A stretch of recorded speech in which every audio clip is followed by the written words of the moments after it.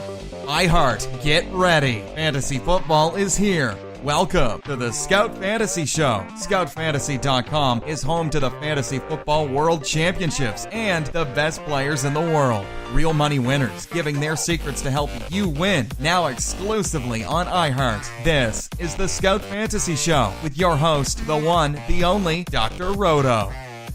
Hey there, everybody. It's Dr. Roto. Get out the insurance cards. Get out the copay. The office is open, my friends. All right, let's take a little review of last night's game. The Steelers against the Tampa Bay Buccaneers. Steelers win 30-27. At halftime, it was 30-10. You would have thought the game was over. But no, the Steelers decided they weren't going to do anything in the second half. And this is the problem with teams. In college football, do you remember the old days when Oklahoma and Nebraska used to play? What did they do? They used to score 78 points, right? Here in the NFL, they stopped playing in the second half. Why?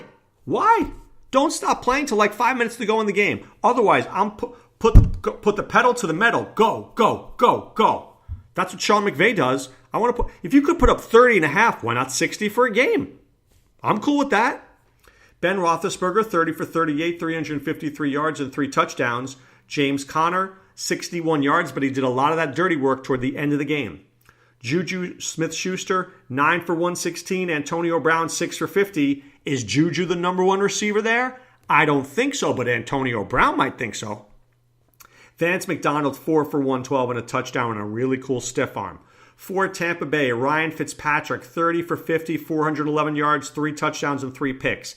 Peyton Barber, I don't know who thought this guy was going to be good before the season. Oh, Peyton Barber's a 5th-round pick. He's a 5th-round pig. 8 for 33, didn't even have a catch. Seriously, if you're not even going to have a catch, stop taking up my time. Get out of here. Why not put in Ronald Jones? Let's see what he can do here, Dirk.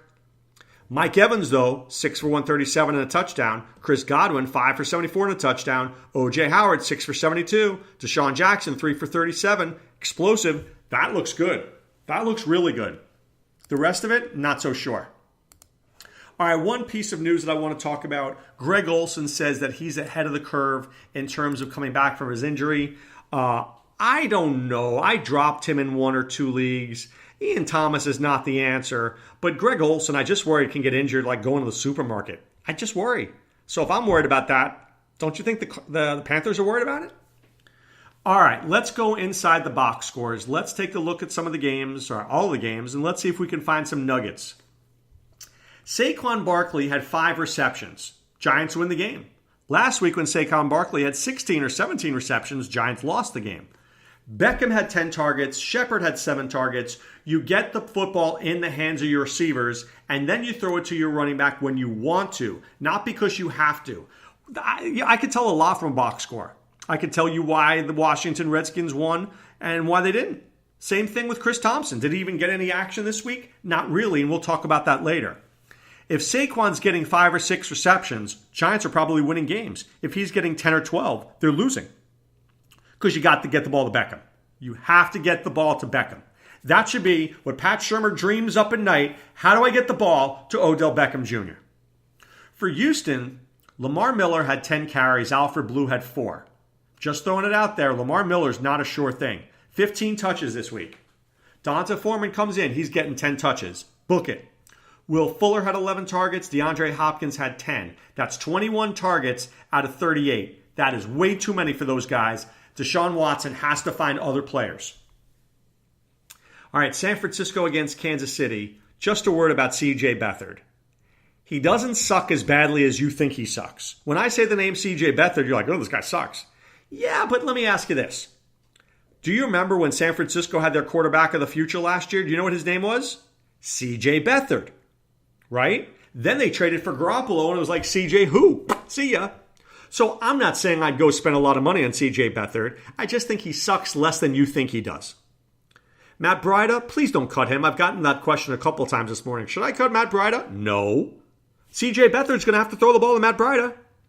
George Kittle had 7 targets. Marquise Goodwin had 4 targets and a touchdown, including a touchdown, even though I wasn't sure he was going to play that morning. But Pierre Garçon is killing me. 4 targets, 1 for 11. That is putrid. Le pieux. La Pierre's. Stinky. I don't know. I might be cutting him in a shallow league. Patrick Mahomes looked terrific. He also had 5 carries. Did you know that?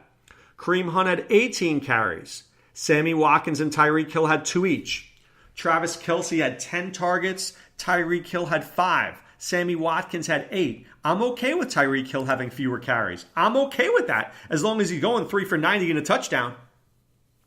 All right, Cincinnati and Carolina. Cam Newton and the Carolina Panthers are off next week. No McCaffrey. That's a big loss for some teams, including my own.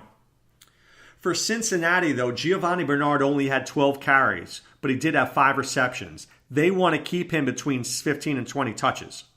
But Tyler Boyd had 7 targets. Eifert had 8. A.J. Green had 8. John Ross had 7. That's distribution. I really like Andy Dalton this week against the Falcons. I think he's a good play. If he's distributing the football like this, I love it. I don't think the Falcons, with that bad defense, they can't stop all these guys. Boyd, Eifert, Green, Ross. I think John Ross scores this week. I'm just throwing it out there. All right, Buffalo against Minnesota. I don't even know what to say about Buffalo except Chris Ivory and LaShawn McCoy. Whoever plays is decent. The rest of the team stinks. I mean, Kelvin Benjamin had 5 targets, but he's a number 1 receiver. You expect more from him. The nugget I have for you in Minnesota is that Minnesota was down 27-0 up till the fourth quarter. Then Adam Thielen and Stephon Diggs. People ask this question all the time. Who's the guy? Who's Cousins' guy? Well, Adam Thielen went 14 for 105 yards and 19 targets, and Stephon Diggs went 4 for 17 and 10 targets. Who do you think Cousins' guy is? I think Cousins' guy is Thielen. Just throwing it out there. Baltimore and Denver. Here's a nugget. Philip Lindsay absolutely has a job. Do not think for a second that he doesn't have a job. When he was ejected from the game, he had 4 carries, right? But later, he comes out. Devontae Booker comes in, gets 5 carries and 5 receptions. Those 5 carries and 5 receptions would have gone to Philip Lindsay. So Royce Freeman is going to get his spots, but it's going to be on 1st and 2nd down and maybe in the goal line. Otherwise, Philip Lindsay has an absolute role in this team, and I think he's a sneaky play. I really like him this week against Kansas City. It's a good matchup for him. For Baltimore, Alex Collins actually had 4 targets this week.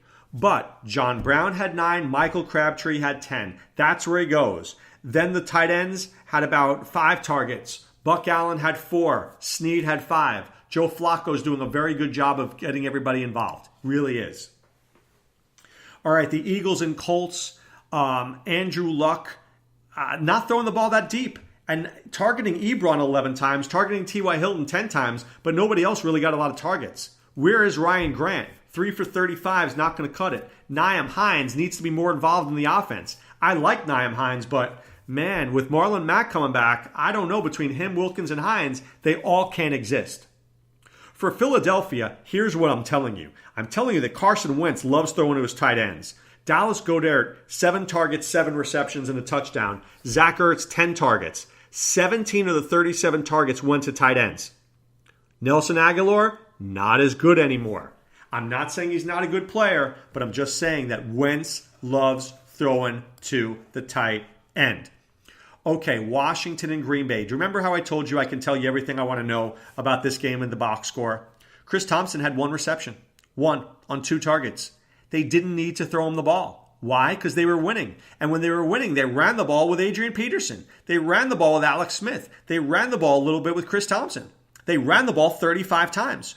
Jay Gruden ran the football. But Richardson, Crowder, Doxson barely existed in this game. I know that Crowder and Richardson had touchdowns, but they only had 6 targets between them. That's not a lot. Now, they got a lot out of their targets, but it wasn't a lot. For Green Bay, Jamal Williams had a reduced role. Why? Because they were behind, so Aaron Jones had 6 carries. He also had 1 reception. But he was out there when they were losing. Aaron Jones is the guy to own. You know that. We've talked about that. Geronimo Allison had 4 targets. Randall Cobb had 11. Devontae Adams, 9. That's a whole lot of targets for Randall Cobb. A whole lot of targets. All right, Oakland against Miami. Kenyon Drake had 5 carries and 2 targets. That is disgusting. But what they are doing a very good job in Miami. Wilson had 2 targets. Grant had 3. Stills had 5. Amendola had 3. There's no one guy here. Stills is the best guy, but he's not the guy. Right? All these guys are parts to a whole. It's working out for Adam Gase. I don't think you can go deep in the playoffs with it, but it is working. This is what the Cowboys are trying to do, but they can't do it because the Cowboys guys are worse than the Dolphins guys. For Oakland, Doug Martin had 9 carries. Marshawn Lynch had 19. Marshawn Lynch did have 3 receptions, but it was a Jordy Nelson day. Jalen Richard had his 6 receptions. He's there when they're playing from behind, and they give him the football. If they're ahead, he does nothing. Jared Cook, 5 for 31. I mean, he's there, but what is he really doing? Not a whole lot. All right, New Orleans and Atlanta, giddy up. Alvin Kamara had 20 targets. Michael Thomas had 10. That is 30 of the 49 targets. That is crazy. Cameron Meredith, 1 target. 1. Ted Ginn, 6. Just throwing it out there. For Atlanta, Calvin Ridley had 8 targets. Mohamed Sanu had 7. Julio Jones-Roto, 6. I'm throwing out a revenge nugget, though. Where did Mohamed Sanu play his ball when he started his career? The Bengals. Who's going to want to start? Who's going to want to catch a touchdown this week? Sanu. I'm telling you, Sanu finds the end zone this week. Book it. Book it now. All right, Austin Hooper, by the way, 3 for 23 on 4 targets. Tennessee and Jacksonville. Man, you can't own anybody on Tennessee right now. With Marcus Mariota not healthy and Blaine Gabbert stinking. I mean, Corey Davis, Taylor, these guys could barely saw the football. You can't play them. You cannot play them right now. I won't let you. Not until we know that these guys are healthy at quarterback. For Jacksonville, Keelan Cole had 9 targets. TJ Yeldon had 7. Westbrook had 4. Austin Safarian Nightmare had 5. This is just a bad game for Blake Bortles. He will do that to you. Gun to my head, do I want CJ Beathard or Blake Bortles the rest of the way? I think it's close. That's how bad I think Blake Bortles is. All right, the Chargers against the Rams. Mike Williams had 7 targets. He and Keenan Allen had the most. He's got to get the football more. He has to get the football more. Melvin Gordon only had 4 targets. He went 2 for 4. That's a problem. They were getting Melvin Gordon more involved. That tells me why this team lost. They didn't have Gordon involved enough. For the Rams, oh man, Robert Woods looked great. 11 targets, 10 receptions. Brandon Cook, 8 targets, 7 receptions. Cooper Kupp, 6 targets, 4 receptions. Gurley, 6 targets, 5 receptions. Jared Goff is on point. If you could trade for him now, please, I beg you, do it. Do it. All right, Arizona, Christian Kirk had 8 targets. David Johnson, 4. Larry Fitzgerald, 2. Are we seeing a changing of the guard? We might be. Christian Kirk might be their dude. Let's watch that closely with Josh Rosen in there. Watch it closely. For Chicago, Mitch Trubisky's still a little bit of a mess for me. Burton with 5 targets. Gabriel had 10 targets. Anthony Miller's a little bit injured with that dislocated shoulder. Allen Robinson, 7 targets. I think why we saw more Taylor Gabriel is because Allen Robinson saw more of Patrick Peterson. You will see more Robinson in the future. You will. All right, Seattle and Dallas. Jeff Swain had 7 targets. Beasley had 5. I mean, Ezekiel Elliott had 8. So 15 of your 33 targets was your tight end and your running back. You have to get your receivers involved, but Dallas can't do that because they suck. Dak sucks. This whole team sucks.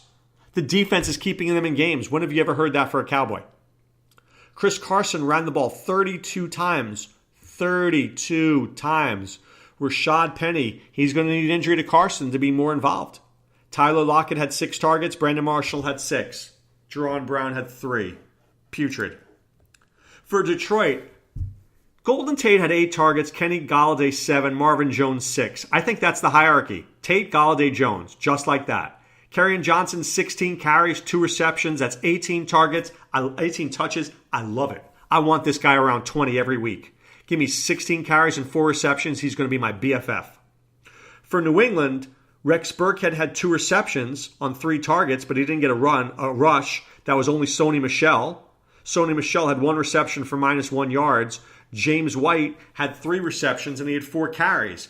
I need to see what this team is going to look like with Edelman and Gordon and everybody. Right now, this team's a mess. I'll just throw this out here.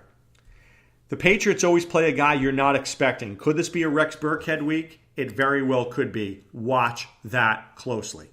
But right now, it's time to put away the insurance cards, put away the copay. The office is closed, my friends.